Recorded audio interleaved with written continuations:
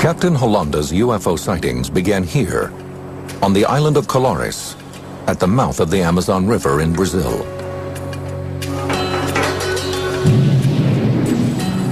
Though it is only a 2-hour drive from the bustling city of Belém, it is a world away in terms of culture and technology.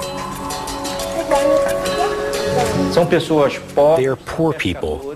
They are fishermen and farmers, people who lead a very peaceful life.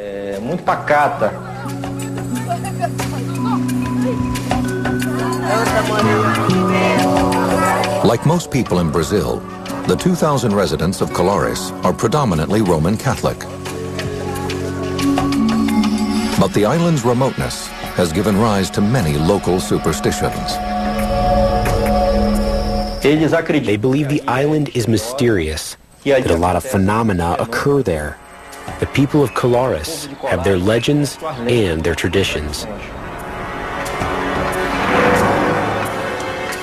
78-year-old Emilio Campos Oliveira is a longtime resident of the island. Nearly 30 years ago, he was part of an extraordinary and disturbing series of events that transformed life on Colores forever. I could feel it once the light went away. I felt the burning. It was here. The mark was kind of a circle. It was red in the middle of a black spot.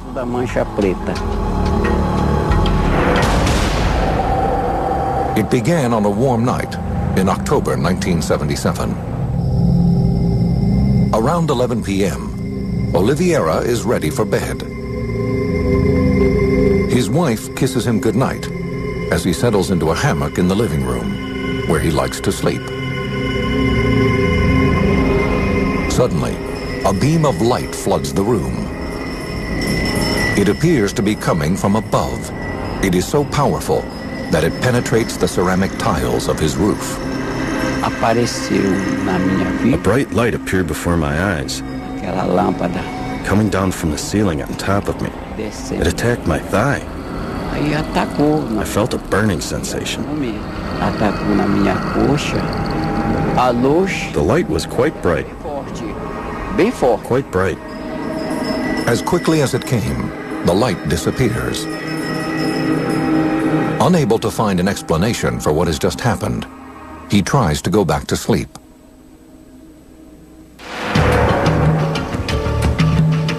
Days later, at about 8 p.m., 24-year-old Orivaldo Malaquias Pinheiro, a local fisherman, sets out with a friend for some night fishing.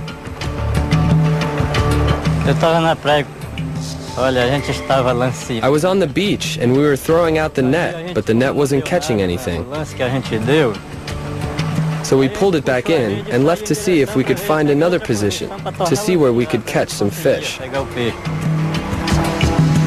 The two fishermen wait patiently for their catch.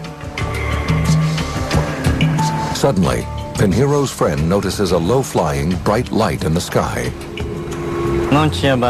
There was no noise, no smell. He looked out to the sea, and this light was coming from the direction of the sea toward us.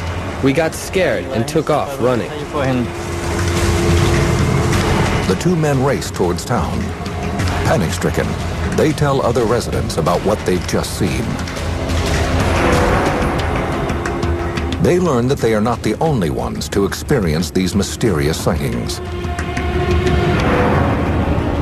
In fact, dozens of people say that over the past few weeks, they've been chased, as if they're being hunted down and attacked by the lights.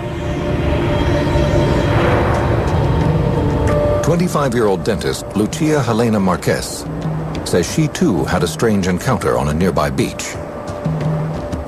Aí estávamos ali no mercado. We were at the market and there was a commotion. Houve alvoroço, né, que tava. This object appeared and everyone ran to the seashore. Objeto não identificado. We saw two lights hovering in the air. Lá para a beira-mar. One light would be on and the other would be off. pelo ar. They kept doing it like a signal. A outra apagava e ficava assim, tipo The colors that we saw most were red. Red was the brightest color, then green, red, green, and yellow in the back. Depois o verde, era o vermelho. Then it just disappeared. Depois sumiu. As residents of Colares struggle to make sense of these strange occurrences, 2 hours away in Belém, 25-year-old reporter Carlos Mendez gets a call in his office.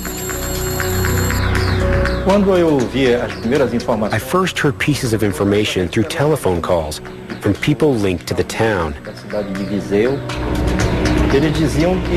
They were saying the newspaper should go there because these lights were appearing and the people were becoming very afraid. Mendez, who works for the newspaper O Estado do Pará, calls his photographer. The two men leave for Colares that night. When they arrive, the men are swarmed by residents wanting to tell their stories about being attacked by strange beams of light.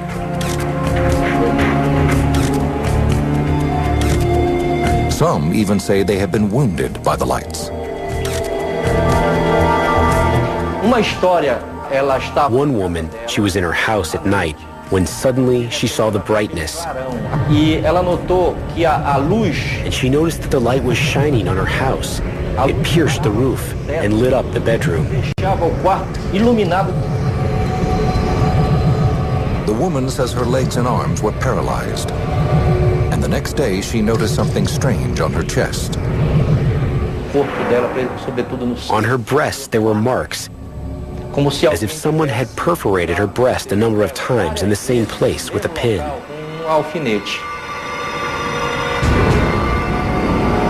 Other alleged victims tell similar stories. They also say that while they were immobilized by the light, they felt as if it were somehow sucking their blood. Reporter Carlos Mendez never sees the lights for himself. He doesn't know what to make of the bizarre stories, but he can see that the terror is real. I noticed a lot of fear in those humble people. It was a sign that something very bad was happening. Over the next 2 months, the sightings increase and the island erupts in panic. Over 80 people report being targeted by intense beams of light.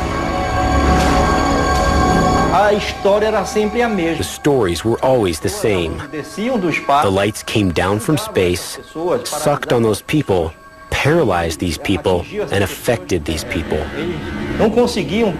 They couldn't understand why they were being attacked, but they said they were attacked violently.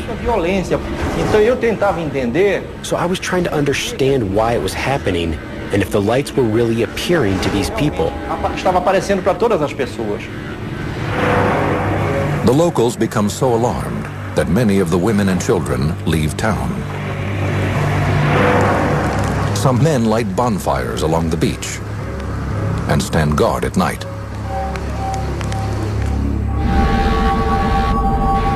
Others stay locked in their homes for fear of being targeted. I saw the people's fear. I saw the feeling of terror these people had, and I saw the plea for help that the people were making. It seems as if someone or something is attacking the people of Colares. No one knows why.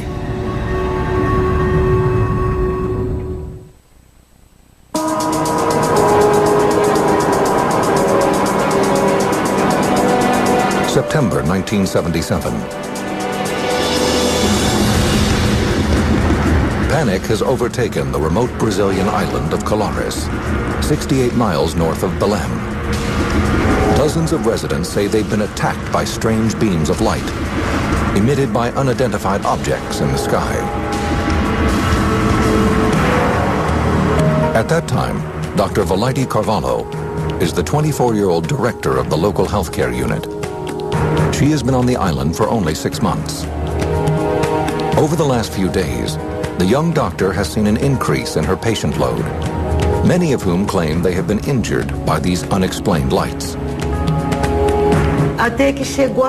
People kept showing up, and I was getting irritated because I thought it was getting to be too much. It was mass hallucination. It was mass delirium. I had more and more cases. I remained skeptical, thinking they had all gone crazy for some reason. The symptoms the doctor sees are all the same. The patients display what appear to be radiation burns, as well as unusual puncture marks. Physician Daniel Rabiso studied the events on Colares. The marks were generally at the thorax level, shoulders, chest, cases on the thigh, the leg, and generally the burn was small. It wasn't very extensive, a maximum of 15 centimeters in diameter. Dr. Velayde observed small papillas as if there were 2 small injections in the location of the wound.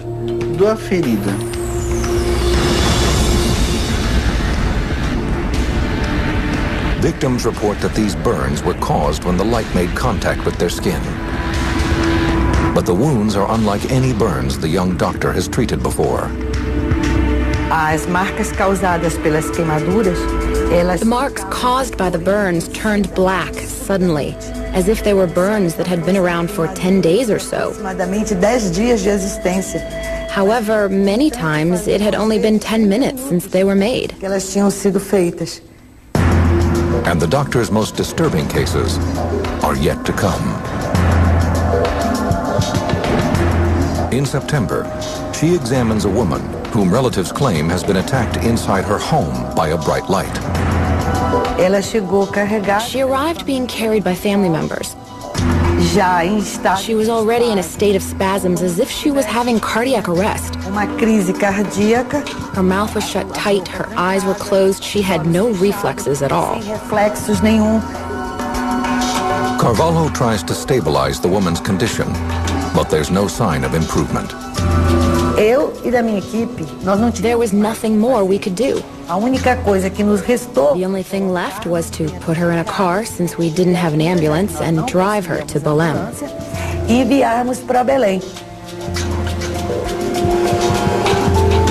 Carvalho waits for an update on the woman's condition. 5 days later, another serious case is brought to her clinic. A woman whom witnesses say was hit by a strong beam of light while standing in her yard. She arrived in a squad car in such a profound state of rigidity that they couldn't fold her into the car. And she came lying on the back seat with her legs sticking out because they couldn't bend them in.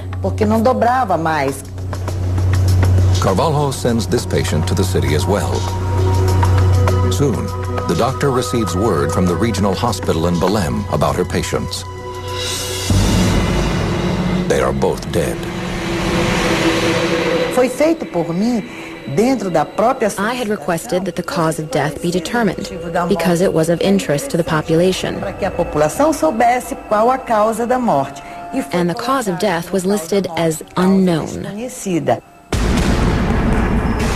Carvalho still does not believe that beams of light attacked her patients, but she suspects that the growing hysteria over the sightings may have led to a heart attack or stroke. Hoping to put an end to the panic, Carvalho and other town officials begged the mayor for help.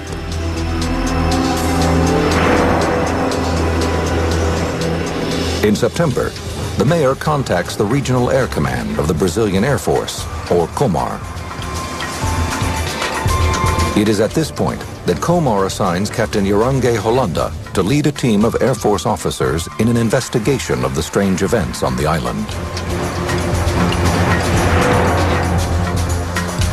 According to reporter Carlos Mendez, who is researching the events on Colares, Holanda's team may have been dispatched because the area has been the site of repeated guerrilla attacks by communist rebels. The reporter believes the Air Force assumes the lights are being created by weapons fire in the jungle, and Holanda's job is to track down the rebels. I believe that the objective of the military in Colares was first of all to investigate if there was any subversive activity from communist agents. But if that's the case, the project is given a curious name. Captain Holanda's mission is known as Operation Saucer. He assembles his team quickly. 37-year-old civilian Piñón Frias is brought on as a pilot. There was suspicion that it was a type of device that was violating Brazilian airspace. We didn't know what country it was from, but something was violating airspace. The Air Force has the obligation to verify what it's about. At the beginning of September, Holanda's team of officers, engineers, and scientists arrives on Colares. The men erect shelters and set up telescopes and cameras on nearby beaches. Their activities are carried out in full view of the island's residents, in the hope of calming the fear that has gripped the island.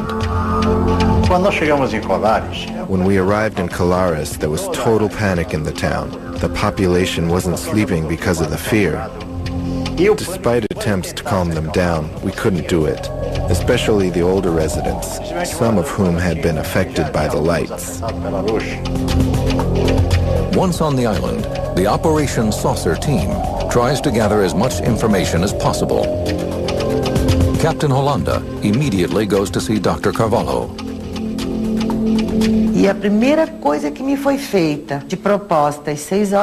The first thing proposed to me at 6 o'clock in the morning when I received the Air Force entourage was that I tell the community from that point on that all these cases of affected people were mass hysteria. For the doctor, the meeting is an early sign that the Air Force is not interested in seeking the truth, but in covering it up instead. Carvalho refuses to go along with their plan. I couldn't trick a community that expected so much from me, especially support and credibility. Holanda also meets with local eyewitnesses, including then 48-year-old Emilio Campos Oliveira, a resident who says he's been burned on his thigh by the light. They came to see me. They photographed where I was hit. The only ones who saw my mark were people from the Air Force. They saw the mark. The sightings continue throughout the next 4 months. Captain Holanda's team is busy collecting information from witnesses and town officials. Their surveillance equipment is in use 24 hours a day. But the Air Force does not release their findings to the public. Those who think that Operation Saucer will help determine the truth are disappointed. Instead, some believe a cover-up has already begun.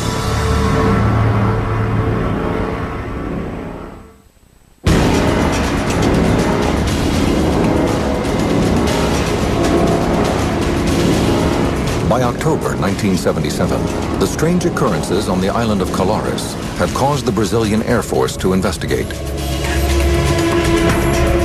Residents claim that UFOs have attacked them with powerful beams of light. Some people develop strange burn marks on their skin after the encounters.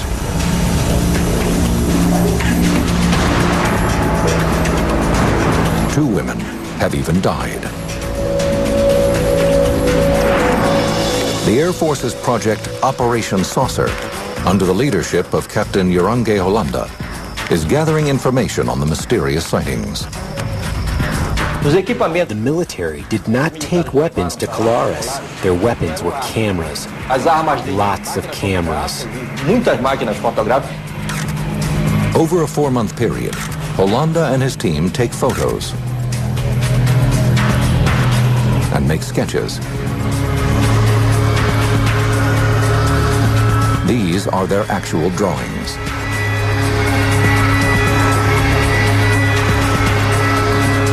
They also conduct interviews with the residents, including Dr. Valaide Carvalho. She has treated dozens of patients who claim they have been attacked. Initially, the doctor is skeptical about their stories, but soon she experiences a UFO sighting herself. It is around 6 o'clock. Carvalho is returning home from her shift at the local healthcare unit and sees a woman faint.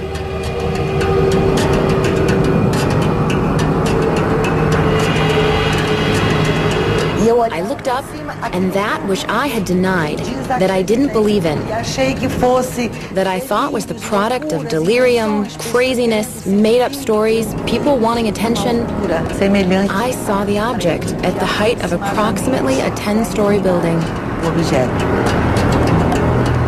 The object is cylindrical. Carvalho suddenly feels paralyzed by what she is seeing.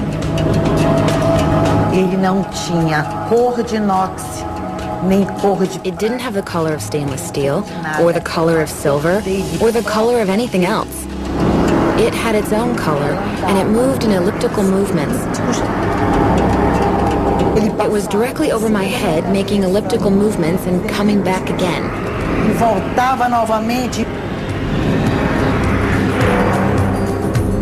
According to statements from witnesses, at this exact time, the Air Force picks up a signal on the radar his men have set up on a nearby beach. As the team scrambles to focus their telescopes and cameras, the object disappears. It turned toward the bay and headed out to sea. Hollanda and his team continue their surveillance on Colares. They collect over 500 photographs and 15 hours of film, showing what appear to them to be bright lights high in the sky.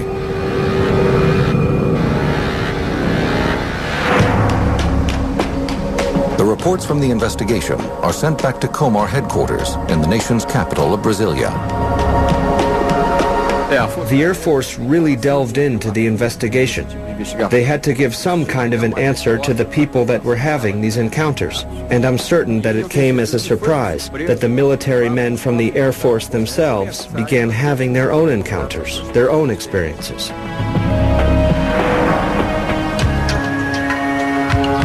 In December 1977, ufologists A.J. Gevaerd and Marco Petit are hard at work writing for the Brazilian publication UFO magazine when they hear about the stories from Colares.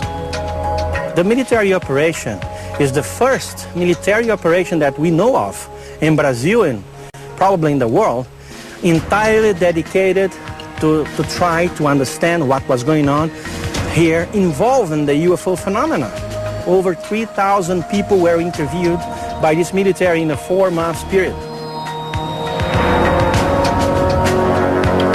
That same month, Captain Hollanda is ordered to surrender all materials and return to Comar. The photographs, films, and sketches they collected are kept classified. He was given the order to shut down the operations officer immediately. He was a military, he didn't ask much question.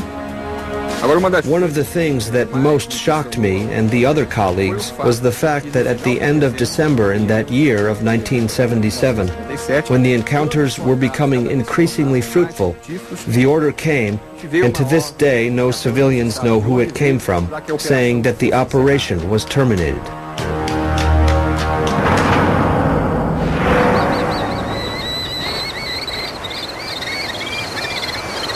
Over the next few months, reports of strange sightings and bizarre attacks subside. In time, the stories about mysterious lights in the sky drift into local legend. For the next 30 years, Operation Saucer is kept under wraps, but Captain Hollanda does not remain silent forever.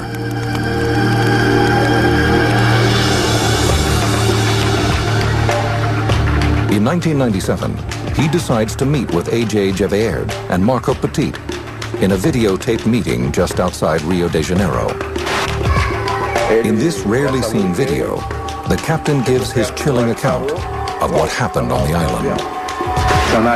The ship gave an explosion like thunder. A very strong explosion and brightness. It took off at incredible speed toward the atmosphere. And disappeared among the stars.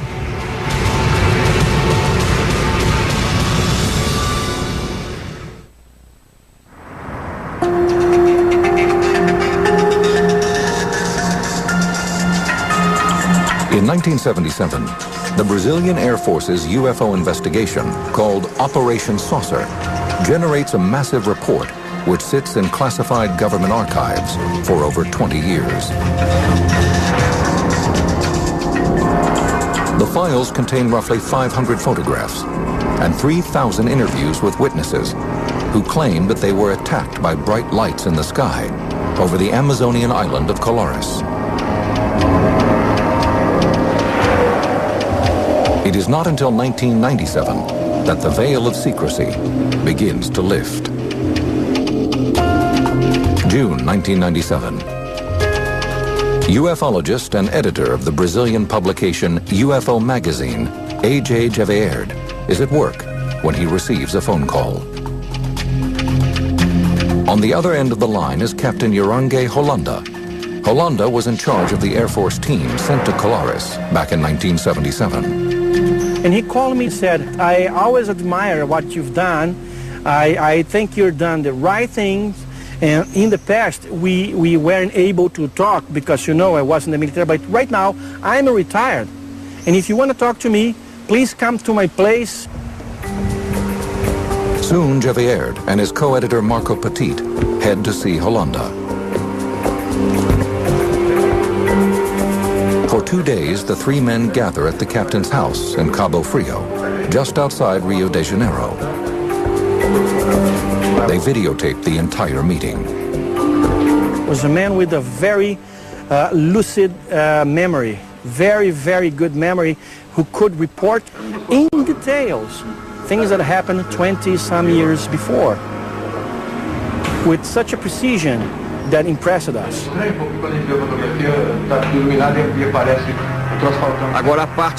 The most important part, without a doubt, is his description of the encounters he had with these ships. He came face to face with ships that sometimes were 100 meters in diameter, of varied shapes, and that really placed him in a situation that few people, in global terms, had the opportunity to witness.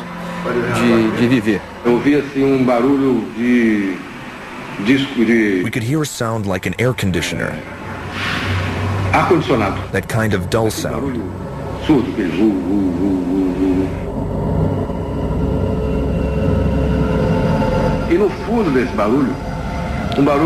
And deep inside the sound, there was a clicking noise, like the sound of a ratchet. This noise coming from the ship was very clear. Holanda describes in detail 3 different encounters with alien spaceships. These are the drawings he made to depict his first encounter.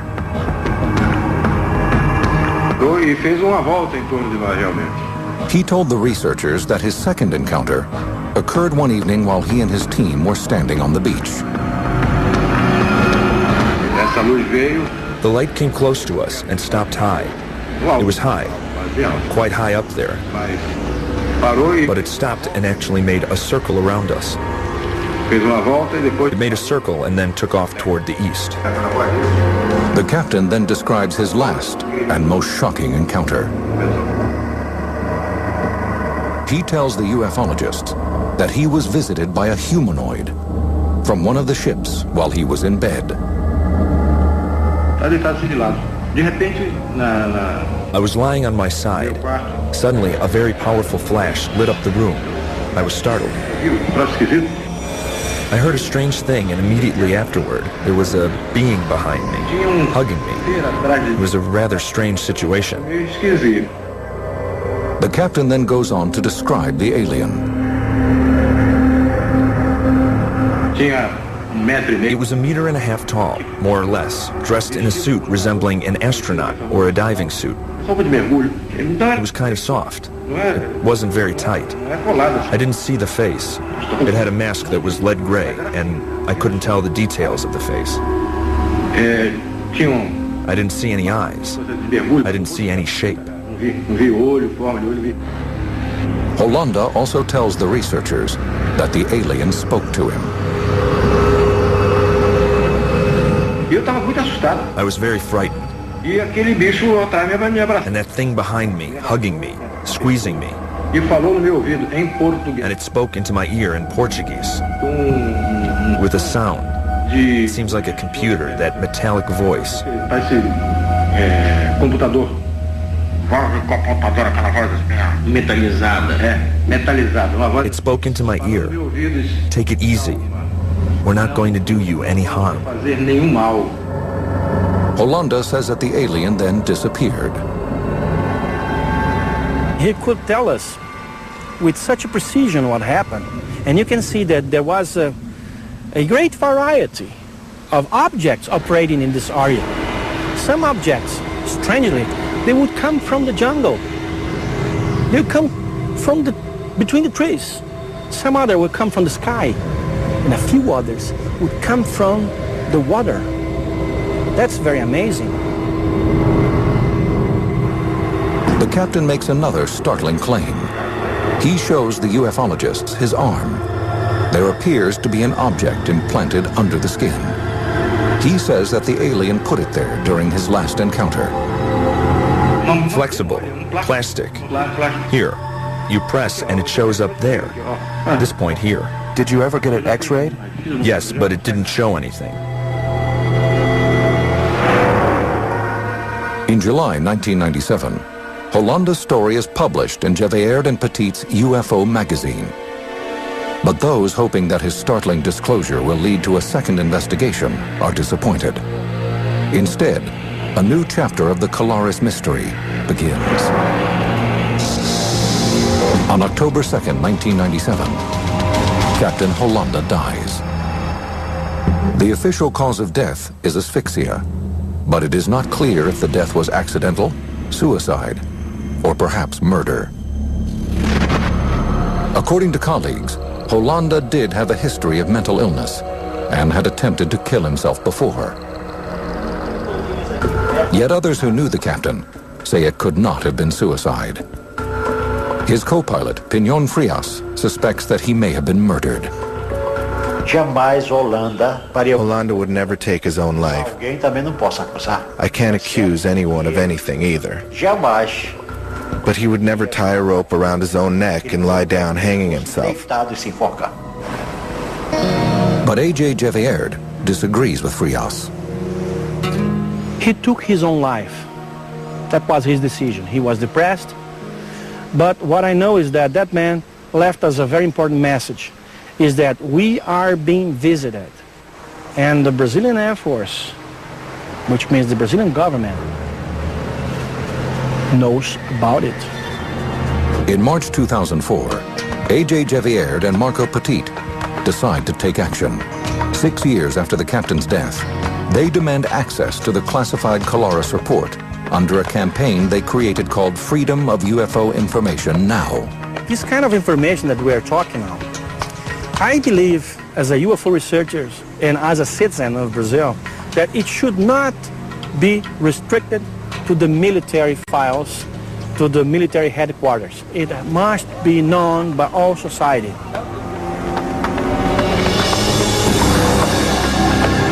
In the Air Force archive, Gevaerd and Petit will find these sketches and photos made by Hollanda and his team. Records that have been hidden for over 30 years.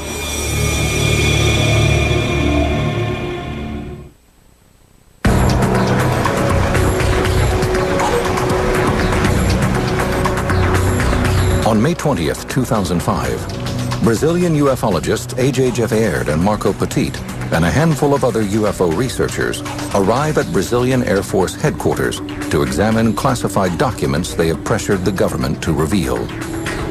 These files contain information about the 1977 military investigation called Operation Saucer. Gevaerd and Petit believe the records contain data about UFO activity on the island of Colares. The brigadier, he said, I was being given an order from the commander of the Brazilian Air Force to open to you all files. You can watch everything that you please. But in fact, the two claim they are not permitted to see all the documents about the incidents.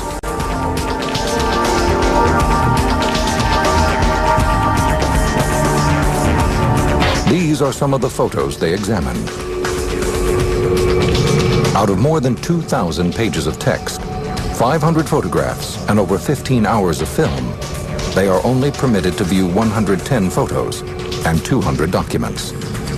The materials are both illuminating and puzzling.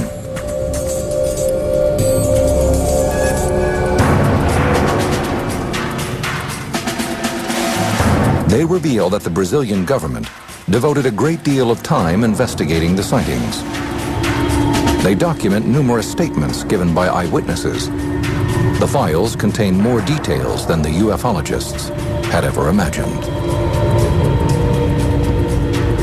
Gevaerd and Petit are not permitted to view the films contained in the files, but they do uncover photographs taken by Captain Hollanda, the head of Operation Saucer.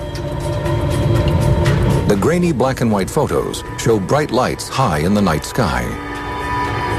In ufology, a picture is not worth 1,000 words. You have to analyze the report of the people who took the picture. Captain Hollanda's voluminous report contains sketches and descriptions of his alleged encounters with alien aircraft.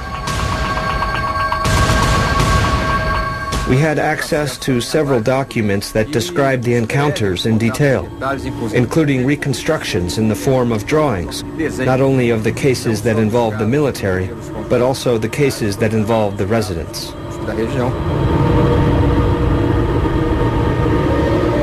The documents describe several different encounters with the mysterious lights.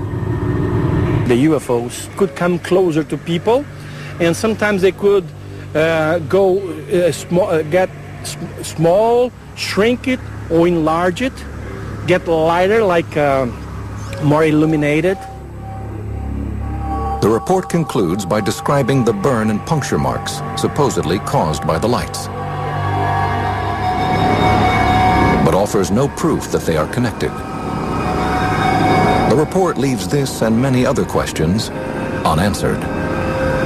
It does not attempt to determine the source of the lights, or try to debunk the speculation that they came from alien aircraft.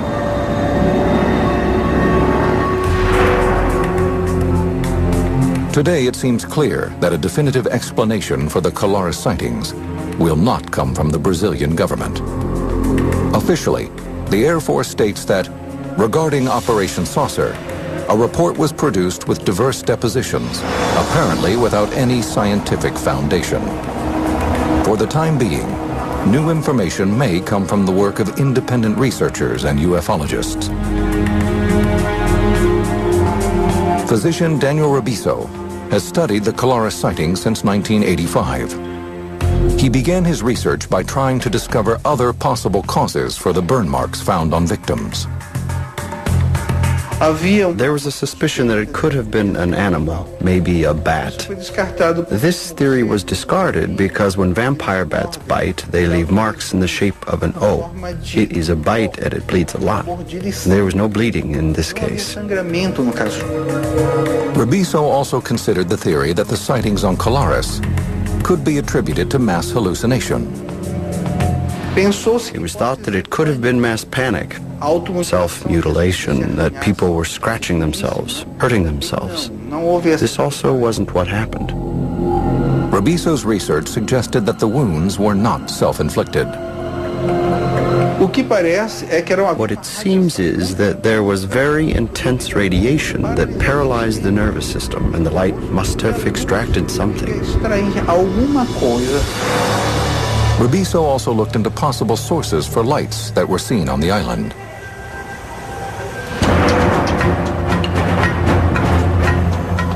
At the time of the sightings, the Brazilian government was fighting communist guerrillas in the state of Para, in which Colares is located. There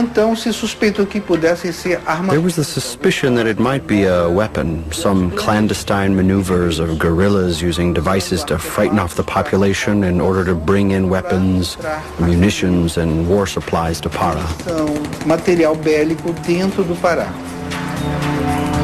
Despite reports of guerrilla activity, the government will neither confirm nor deny the information.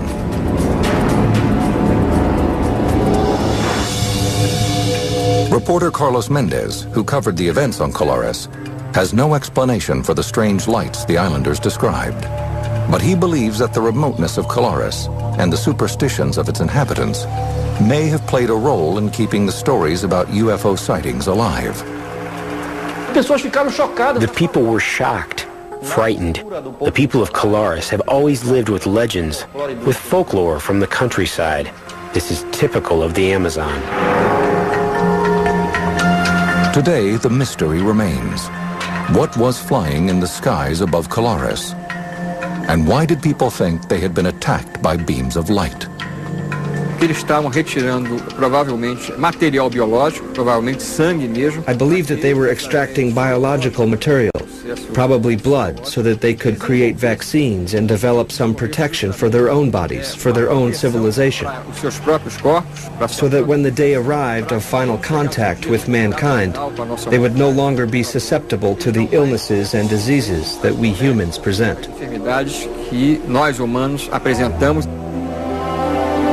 As for Captain Hollanda, the head of Operation Saucer, ufologists Marco Petit and A.J. Gevaerd are convinced that he came forward out of a sense of duty. O Coronel Hollanda, ele estava convencido que ele não. Hollanda was convinced that he couldn't die without telling the story. It was fundamental that we hear from the main protagonist in the story who had commanded the entire investigation. Todo o processo de investigação. He simply said that tomorrow he could be dead. He could be dead and the truth would die with him. And evidently he didn't want that to happen. He left us a very important message with us. We are being visited.